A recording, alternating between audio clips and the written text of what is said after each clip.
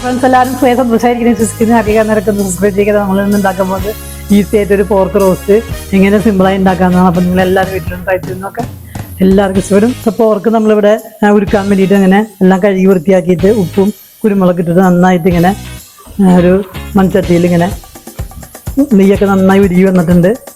മല്ലിപ്പൊടി ഒരു 1.5 സ്പൂൺ, കാശ്മീരി മുളകുപൊടി 1.5 സ്പൂൺ, മഞ്ഞൾപ്പൊടി 1/2 സ്പൂൺ, ഇഞ്ചി വെളുത്തുള്ളി പേസ്റ്റ് ഇതൊക്കെ ചേർത്ത് കൊടുക്കുക.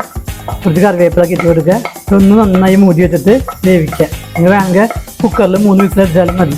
ഒരു പാനിൽ കുറച്ച് വെളിച്ചെണ്ണ വെച്ചിട്ട് സവോള, ഇഞ്ചി, പച്ചമുളക്, വെളുത്തുള്ളി, ചുവന്നുള്ളി എല്ലാം കൂടി ഇടിച്ചിട്ട് കൊടുക്കുക. പച്ചമുളകൊക്കെ നന്നായി ഒന്ന് വഴന്ന് നിർത്ത്.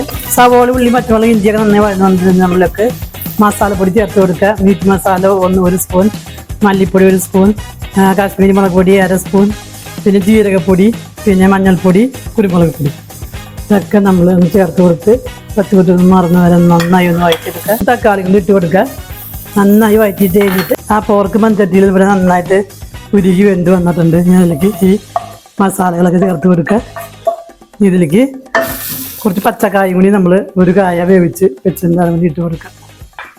നന്നായിട്ട് കൂട്ടി യോജിപ്പിക്കുക. ഒരു 5 മിനിറ്റ് നേരം മൂടി വെച്ച് നന്നായിട്ട് ഇതൊക്കെ നന്നായി അലിഞ്ഞ് ചേരട്ടെ. ഏറ്റവും അവസാനം നമ്മളത് കറിവേപ്പിലൊക്കെ ഇട്ടിട്ടുണ്ട്. ഇനിയിപ്പോൾ അടിപൊളി പോർക്ക് റോസ്റ്റാണ് നമ്മൾ ഉണ്ടാക്കിയാണ്. അടിപൊളി പോർക്ക് റോസ്റ്റ് റെഡി ആയിട്ടുണ്ട്. ഈ രീതിയിലൊന്ന് ട്രൈ ചെയ്ത് നോക്കുക. എല്ലാവരും സബ്സ്ക്രൈബ് ചെയ്യുക. Thank you so much.